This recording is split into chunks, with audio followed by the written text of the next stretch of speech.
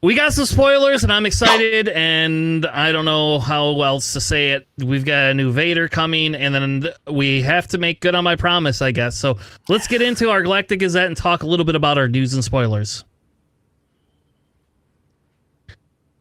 All right, we've got a High Republic leader, and I think we could just do a whole episode where we talk about how to build this deck. Like, at first glance, you just want to be like, this. There's no way this lady's going to be good, right? Like, it's a 9-cost leader. I don't think we have. She costs more than Palpatine, baby. Sorta. Don't besmirch Palp like that. Yeah, she costs more than Palp, and I will tell you though, when she comes on the field, if you do not have removal for her, you just cry. It is literally game over. I played against people testing this deck, and I was like, oh my gosh, like when she comes down, just you're done. But I'm excited, and I did say that if we got a High Republic, I would be playing it. This is not the High Republic leader I wanted, though. Like, I want a villain High Republic leader, thank you. Preferably an Nihil one. But all right, I don't know. We're gonna cover it. Let's go, baby. JJ, tell us about Avar Chris.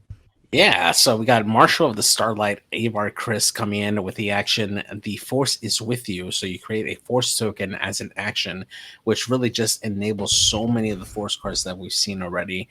She deploys on a 9, and it comes with 4 attack and 10 health with Force, Jedi, and Republic. And it reads, while the Force is with you, this unit gets +4 attack and gains Overwhelm, which makes this an 8/10, which is bananas, especially if you're able to get really good like General's Blades on here to make it even more so. This thing will eat through most Sentinel units out there. This will absolutely be crushing to come out, especially with all the other 9-cost cards that you can play ahead of time to prepare for Avar Chris to come out and just decimate there. This is going to be a very tough leader to go through. You basically have to try to make sure you take out this particular unit before, or their base before this unit can come out and deploy. But if they're able to get out there, which it's not too hard with all the different ramp of availability in green, you should be able to get this out reliably and get this out and just crush your opponent at the end game there. This is going to see a lot of play. This is really good. You did miss the epic action. If the number of resources you control, plus the number of times you've used the Force this phase is 9 or more, you can deploy the leader. So if you use the Force 3 times, you can bring her out on 6. Yep. Yeah. Which happened to me, by the way. I believe the devs said typically it's like a 7-cost flip, but they had one time in playtesting a God Hand that let Avar Chris come out. I believe it was turn 5. That's crazy. Or at 5 resources. I'm assuming that's what they're trying to go for. But yeah. So yeah, it's not technically like a 9 deploy. It's, like I said, typically 7, I guess, is the internal playtesting numbers. So I'm assuming somewhere between a 6 and a 7. But yeah, just having like a 8/10 overwhelm is pretty nasty. Yeah. Yeah. With the 4, I don't know. Alex, I promise I'd be playing this leader. You better start now. Help me brew. I want an insane Avar Chris deck. Like, I want it, like, maybe we go double blue, double green and play Endless Legions. Like, do we just do that? Like, can we do that? Like, 15? No, I don't want 15. No, that's combine not good. What you wanted from both sets.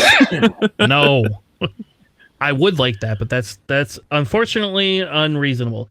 Though those Vulture Droids can go in my Vader Data Vault deck, though. By the way, true. So, anyway, I don't know. I like this. I actually genuinely kind of like this leader. Like, it's a challenge, and I will tell you, I've been playtesting more than I've been playing regular decks. I don't know if that's just because I don't care because I'm not going to PQs anymore. And like, for the most part, if I go to a store showdown, it's going to be like whatever random It's either going to be Trench. It's probably just going to be Trench. It's probably just going to be Trench. I think that's just what it's going to be. I don't even know if I'll play in anymore. I'm running one. But I'm probably not going to play in a bunch of them. Anyway, we got to build a crazy Avar Chris deck. I have a feeling that JJ's right, that this is going to be a really good leader in the long run. And if this is what gets me into playing hero, all right, can we make a hero semi-control force deck? Yeah, I think they already so. exist. Yeah, but they're not very good though. That's Yoda. That's fine.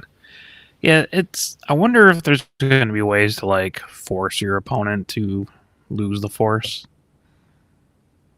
Or maybe I make hope it a little bit harder. Like, harder. hey, if you don't have the force, the force is now with you and not with your opponent, kind of thing. Like, maybe add a restriction or caveat. If they go into Legends, right, the animals that Thrawn was carrying around with him, right, sap the force by playing those creatures. I mean, that's definitely a mechanic that they could come up with. Yeah, you know where those are also from. We're going to cover one of those cards tonight. Those are also from High Republic, by the way.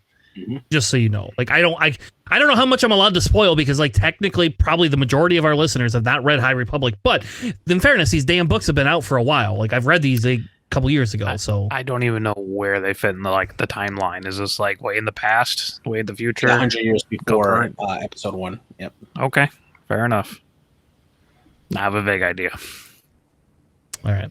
Alex, tell us about the Grand Inquisitor and why they can't seem to use better art. Why don't we get the art from the show? Who thought this was a good idea? Who let this person draw this? Okay, so side note, because Borderlands 4 is coming out in September, and that's one of my favorite game franchises, I have been replaying Borderlands. So I just got around to finishing the first game, and he fits right in there. Art-wise, style. It looks exactly like a Borderlands character from 2009. He does. But hey, I did call a Grand Inquisitor leader too, by the way. You did. Just not yellow. Okay, so Grand Inquisitor, he's yellow now. As an action, you can exhaust him and use the Force. And attack with a friendly unit. The defender gets -2/-0 for this phase. It's kind of like a double Jin. Does have the Force, Imperial, and Inquisitor traits. He deploys on 5. He is a 3/5 shielded leader, and on attack, the defender gets -2/-0 for this attack. You know, that's a leader that exists in this game now. It's Jin 2.0. It is. It's double Jin, and it's an Imperial now. Well, he comes out a turn earlier than she does, though. So yep. But he has like no health. 3/5, yeah, shielded. So, just loses the takedown. Don't worry about that. They have some cards that I'm assuming are going to go with him revealed. It really depends on kind of what other cards come out. If the -2 attack goes far enough to possibly preserve your shielded or your units. Time will tell on that. I will tell you, I bet you in draft or sealed, this is probably a decent. Like Jin was actually pretty solid in like a limited format in set 1. Yeah, so I can see. I'm guessing that he's going to be he's going to be pretty good in that aspect. But it's a very sad day because like I thought we get a good Grand Inquisitor. Like I like the other one. You got Roundhead Grand Inquisitor now. Yeah. Which, okay, we're not going to talk about it because JJ and I will go on a Tanner tangent that's so far down the rabbit hole that we wouldn't even get to any other cards. I hate the artwork on this more than anything. I hope the showcase is awesome. I hope this becomes like a $30 showcase and the showcase artwork is amazing and I can have it for $30. All right. Well, we're going to move on because there's nothing of value I see so far in that guy. So outside of sealed. So now here's where Tanner just gets so excited because this is like High Republic heaven right here. We got the Legacy Run, which if you never read the books, you don't know what it is. But if you read even the first book, You know what this is. This is referenced throughout it. This is essentially, I don't know. Am I allowed to tell, JJ? Am I allowed to tell things? How much can I spoil from the books? You could spoil it just a little bit. I didn't read the books, but I read the Wikipedia article about that. I could spoil it, just be completely wrong and not realize it. All right. Well, where do you know the legacy run from, Alex? From this Wikipedia page that I read. Well, it tell does us what it hyperspace says. things. Sure. Okay. So it's a legacy run. It's a 3/3 for 5 yellow space unit. It's got the Republic vehicle and transport traits. And it's when defeated, deal 6 damage divided as you choose among enemy units. Which, you know, I'm pretty sure helps your yellow Palpatine deck very much there, Tanner. Yep. If you wanted to just sack it at any point. Or sneak attack this stupid thing in? Yes, that is the other more important thing. You could also like Grand Inquisitor, the red one, if you wanted to, just ready it into a 3/1 and then run it into something. Which is pretty solid. It is a legendary. But I bet a hyperspace version of this would look real slick. Oh yeah. So the legacy run is cool. is like the reason they talk about the damage. So it's so thematic. Like I just want to make sure everybody understands how thematic it is, because the legacy run like is destroyed. I won't tell you how, but it's destroyed by other people, and it's like rains down debris, and like that's part of like the big antithesis like thing that goes on in some of the early High Republic books. And the legacy run is talked about like crazy. And if you have not read any of the High Republic books and you're not Alex, I recommend you go out and read some of them, because they are amazing. They actually are really good. The writing in them is actually really, really good for the most part. But the legacy run is like, everybody talks about the legacy run. Like, I hope we get the big star base as a base unit. I think we might. I don't remember if we saw that or not, but I don't know why they're putting Republic on here. Why? I get that it's High Republic, but why the fuck do we gotta have this as a Republic so unit? that's kind of like my thing, right? I feel like High Republic should have its own like its own tag, right? Its own Tag. like separate thing from Republic, because Isn't like you New kind of Republic? lump in two great winners. Yeah, because they have New Republic as a trait. Do they? Okay, you well, get that in like the Adelphis, Yeah. right? So And this I is would've- specific High Republic. This did not exist after the High Republic. It was gone. It broke into many pieces. yeah, I feel like I've seen a sci-fi show that has very similar things to what this happened, and I can't remember what it was, but I'm leaning towards Andromeda. Fair enough. All right, the next one I'm even more excited for, though I don't think this is a super great card. But I do really like this card a lot in terms of its thematic. This is called the Drengar Spawn, and it is a 4-cost green villain 3/3 creature. So good thing it cannot go on Kanan. I'm very happy it can't go on Kanan. It has Overwhelm, and when this unit attacks and defeats a unit, give a number of experience tokens to this unit equal to the defeated unit's cost. I don't think it's going to live very long. I don't know how you get to do this. I will tell you can ECL this into something that only has like 2 damage. I don't know. There's things with so much health now. I don't know how this is going to work. Eating Grogu's left and right. Yeah, and they're not even, those aren't even from the same time frame, so they don't really eat Grogu's, but they do eat things, just so you know. Like the Drengar are like, again, they're a big part of like one of the sections of books, and like they have to fight them and learn how to fight against them, and they infect space stations. Pretty decent with the Grand Inquisitor, right? Because they get -2 attacks. So you might not actually die when you swing into them. True. There you go. That's a good use of Grand Inquisitor, baby. There you go. Yeah. But you can also just like attach normal stuff to it. Like you can give this thing a lightsaber if you wanted to. Oh man, I don't think they use lightsabers. Well, they don't appear to have hands, but I don't care.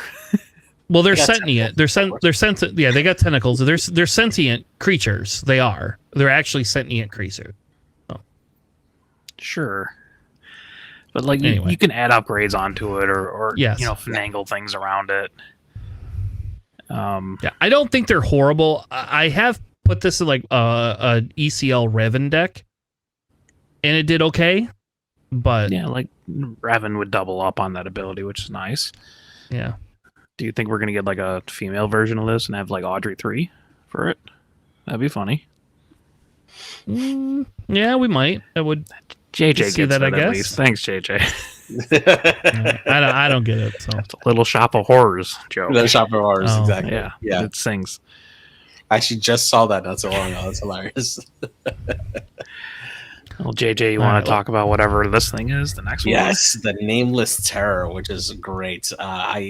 This one is a 3-cost, a blue and villainy aspect, a 3/3 creature, and it reads: when played, you may exhaust a force unit, and then on attack, each enemy unit loses the force trait for this phase, which is absolutely strong, especially if you're looking to like prevent your opponent from using the force to use one of the many ability sets out there. Definitely could see this being played a lot with like the Sith witches, the Dathomir witches. I think that's a really strong ability to have, especially if your opponent's going force heavy. Although I don't know if I would put this main deck just specifically for that. This is something that's probably going to be played more in the sideboard. If force units are not going to be as common, it just depends. what are you talking about? This is a force set, JJ. Yeah, I know that. This is a main staple card. It depends. I don't know. I think once the meta rebalances, once this set comes in, then we'll see its value come up. It definitely has great, like in a bubble where you're playing against force heavy decks. This is absolutely excellent. But if you're playing against like JTL Vader, you're not going to get very much use out of it unless you're looking to exhaust Vader. But beyond that, like if your opponent is just focusing mainly more on playing clones or playing battle droids or just like a space heavy deck that doesn't necessarily use force, then you're not going to get much use out of it. So it just really depends, right, on what the meta shifts when this comes out. But against force heavy decks, this is priceless. This is great.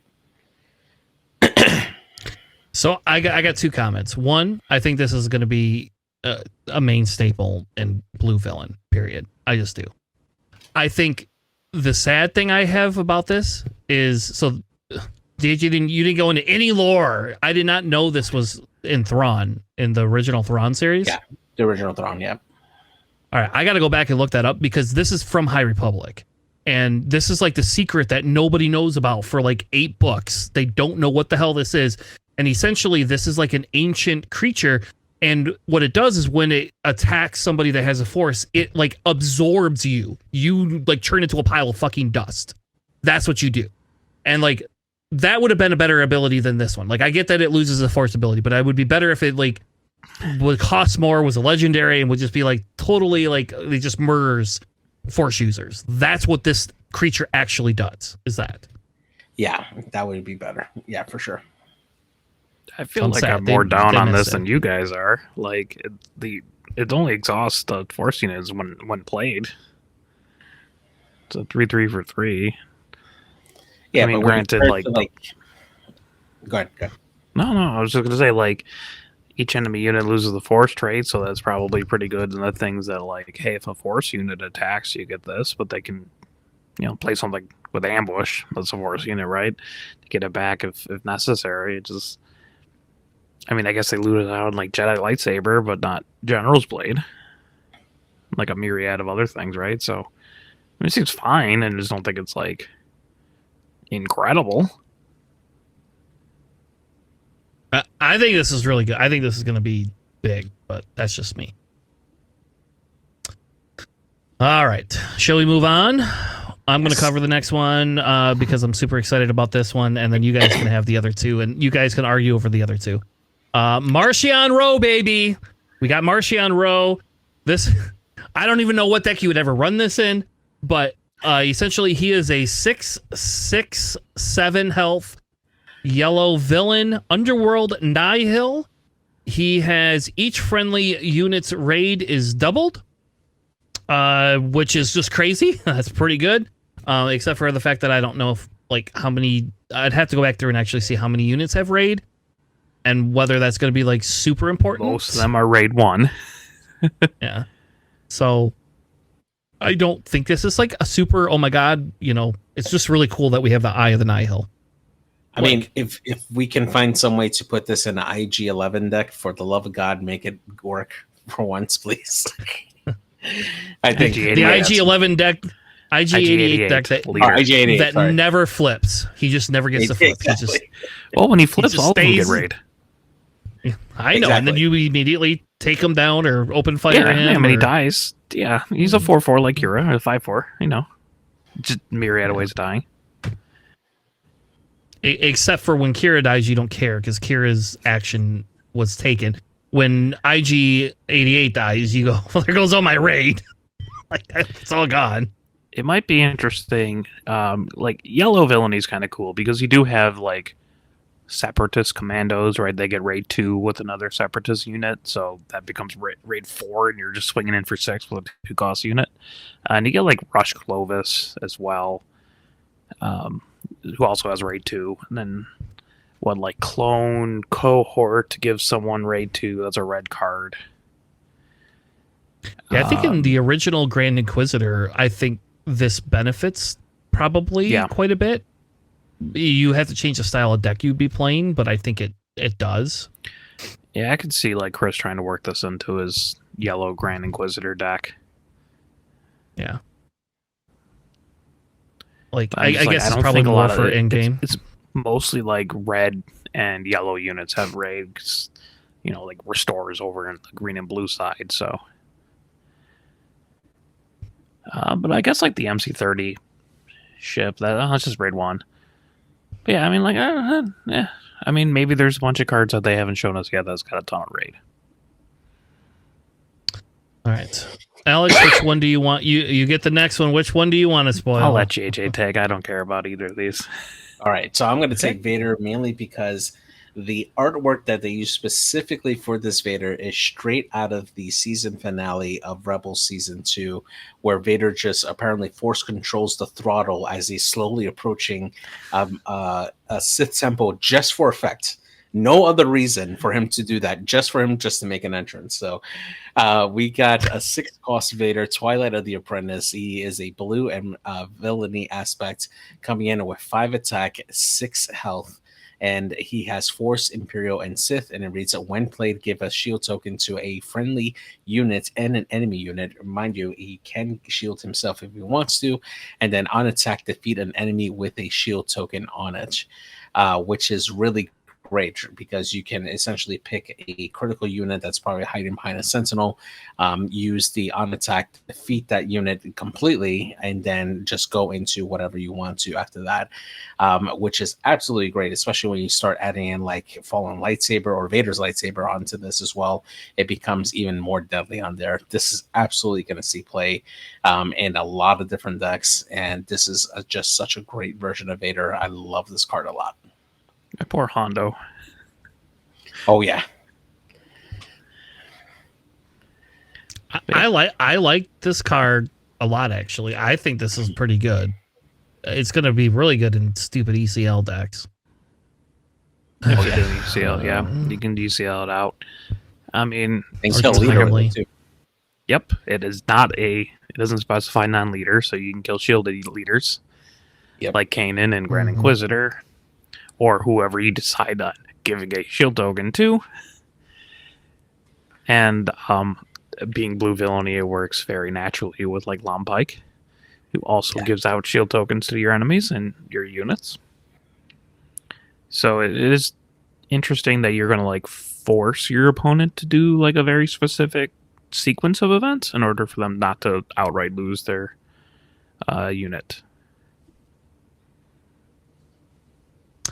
Yep. I personally think this is really good. I again, obviously Green Vader is better, but I mean, eventually Green Vader rotates and we're just kind of stuck. And I think, I personally think this is a really good one myself. I think this guy, I like the fact that they gave him a Sith trait too. So he does interact with some of the different lightsaber combinations that you could put on him. Not that you would always do that, but he does interact. The one's neutral colored and the other one's villain so far in the set. So We might get another Vader saber. You never know. I hope not, but you never know. We might actually get a Vader saber. That'd be kind of awkward. Yeah. 'Cause I like it. They don't have subtitles, right? Like I the have no idea. lightsabers, right? Because they're not units. So if they were to make something, they would have to change it, right? Because you can't have like, I mean, I guess you could, but like, if it's like Luke's lightsaber, right? It's just Luke's lightsaber, and they're all unique. So anytime you play a copy of Luke's lightsaber, you have to destroy one. So it'd have to be like Luke's other lightsaber, or like Vader's other lightsaber, or something, because they don't have subtitles, so they're always unique. So they're probably not going to do that, or I don't know. He seems solid. Obviously his on attack is kind of irrelevant if you're not able to force your opponent to have shield tokens, or they're not generating a lot of them, and a 5/6 for 6 isn't particularly strong. But the ability to, like timely or ECL them out, and just like kind of one shot whatever you want. Like if you're playing against Avar Chris, just kill her. Just straight one shot, easy. Just play one card and use your one base. Yep. Yeah, Avar would be sad to see that happen. Just like the movies. I would cry a little bit. I don't know. I think it's good. I actually think this is pretty good. But we'll see. All right, what's the next one, Alex? Hey, I got Mace Windu. Another Mace Windu, still in red. So it's the Mace Windu leaping into Act 6 for 6. Aggression, heroism. It's got the Force, Jedi, and Republic traits. It has Overwhelm, and when played, you may use the Force. If you do, deal 4 damage to a unit. Also a fantastic ECL target. Mm-hmm. But yeah, just like a mini wrecker. Really, just spend the Force, deal 4 damage out there. If you have ways of getting back the Force, you might not even need to run that kind of base, so you can ECL them out. Or just, put them down there. 6/6 for 6 is okay with that one played ability. It's nice. So yeah, it's nice to have that. You figure like Palp is an 8 cost 6/6, and the only difference is this only does it to one unit, whereas the other one you can spread it around like an OB. So right. And Palp does some play. I think this in Hero will get. I think this will get some. I mean, this is gonna be good in Han too, because I can bring this out for 5, do 4 damage to something. Yeah, I mean, I don't think it's a bad card by any means. All right, the next one. I don't know how to say this lady's name, so I guess I will just let. Let's give it the JJ. That's what that means. Yep. That's what I'm doing because I don't know how to say. So we got another High Republic user here, which is great because I love the fact that she's able to essentially use like a Force Whip, which for some reason nobody else after her for 100 years learned how to use. But it's a 3-cost yellow and a heroic Venestra Row, coming in with 3 attack and 4 health with Force and Jedi, and it reads, when played, you may use the Force. If you do, ready this unit. So it is a better version of an ambush, assuming that you have the Force in the first place. But absolutely great. This is a really early unit that you can play out there. You supplement that with like a lightsaber. She can be a really good powerhouse early on, being able to deal some pretty good damage early on. She has pretty great stats for a 3-cost. Heck, I would even run this in a set 2 Han deck, just to have her out there like really quick. This is a really nice, cheap, low to the ground card to have out, available to play and get some damage early on. It's pretty great. So, I've been playing this in my OB deck. This is nuts. Yeah, this is like this comes in ready in almost any Force heavy deck, no matter what. Ground Falcon, really. Yep. Because that's what Hero Yellow needed, was another ready unit that comes in like that. Yeah, I mean, only having the Falcon plus sneak attack is enough. Mm-hmm. Yeah, I mean, it's very good. I like this Seems one. pretty solid. Seems like it'd go pretty well in like a Qui-Gon deck as well. Yep. Drop her, swing in, pick her back up, put something else down, do it again next turn. Yep. Kinda like the Ironically, Falcon. yep. Ironically, actually, that's my Qui-Gon deck has her and the Falcon in it. Now that they revealed her, and like that's what I was doing. You drop Ahsoka, play Ahsoka, pick Ahsoka back up, put one of these fuckers down, and you just like everything just everybody gets sad. All right, let's move on. What's the next one? We got Priestesses of the Force. Yeah. Yeah, it's a 7 cost, 6/8 blue Force unit. When played, you may use the Force. If you do, give a shield token to each up to 5 units. Which would be great for Vader. Yep. Blue Vader. Because you can get, because it says any of them, right? So it's kind of cool, I guess. I'm not sure if I would play it outside some very specialized decks. But I don't know. okay. Seems okay. I have no idea where this is from, though. I'm assuming there's some sort of elder beings of the Force. Yeah, exactly.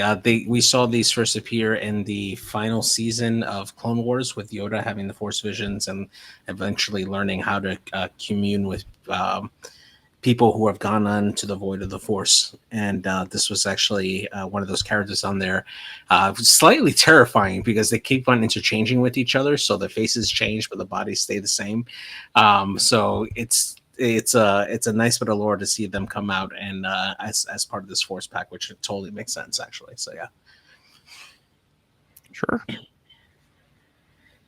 It's okay. I also don't think this is going to see a ton of play, but it's really weird. It only has the Force trait too, you know.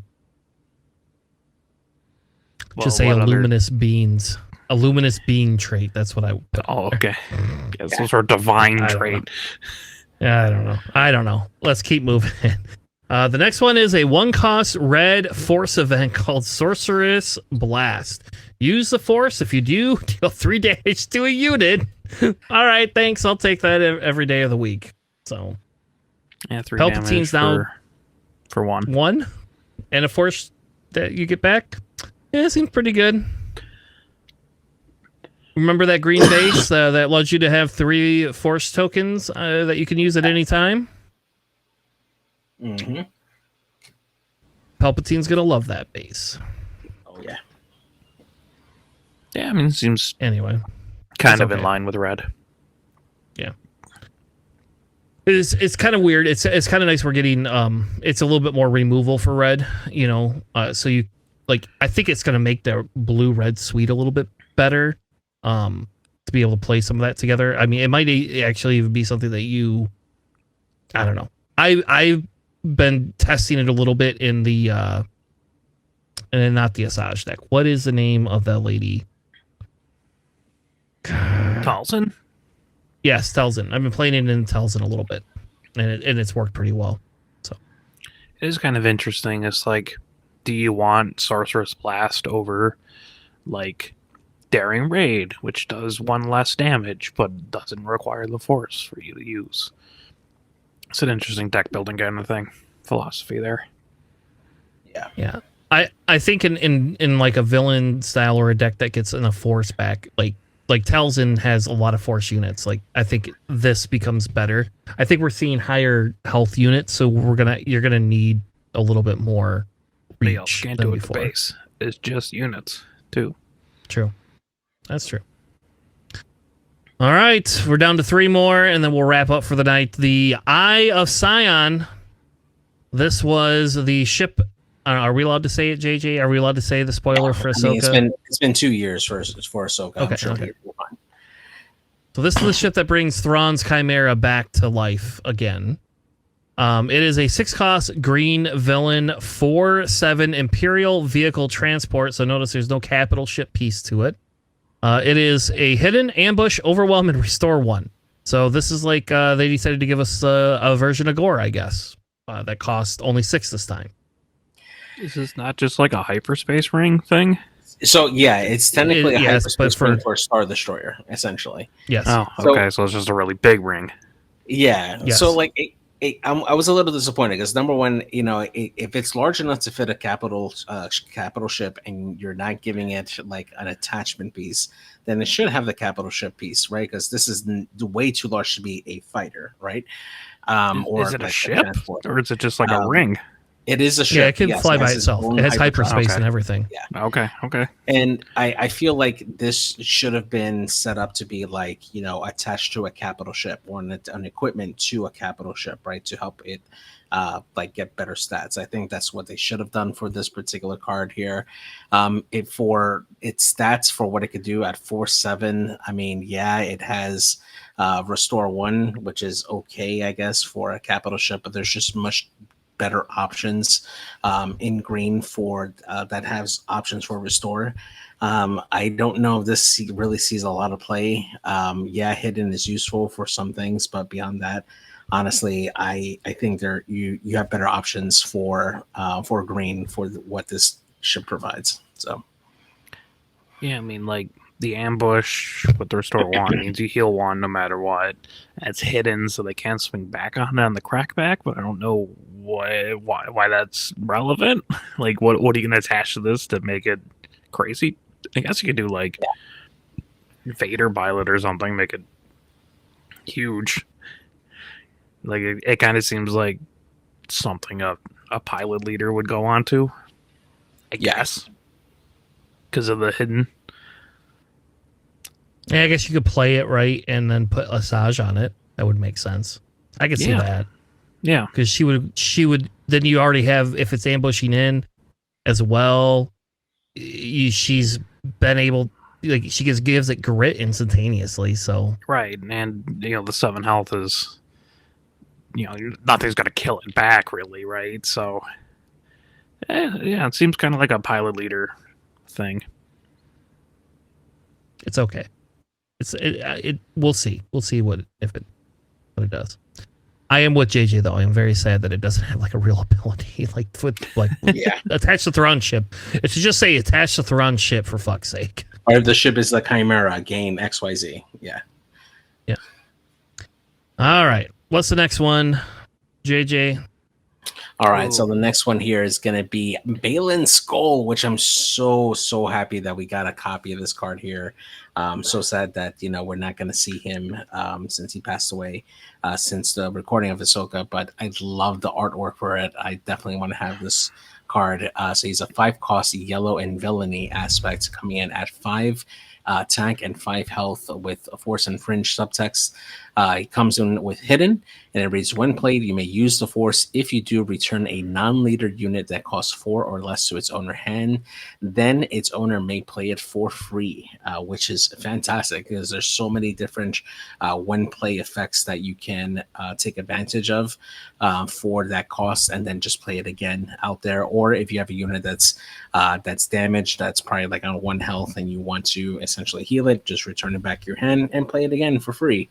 It even works really well with ambush units as well, right? You have an ambush unit, just put it back into your hand, play it for free, ambush again, and hit something. You might be able to kill something again.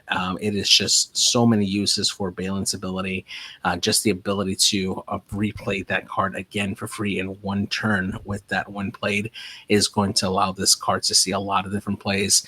And the best part is, you just have so many different options here for getting back the Force to allow you to really take advantage of this particular unit. It's going to see a lot of play. I like this a lot. Yeah, I mean, it's one Ray Stevenson's super cool, so that's really fun.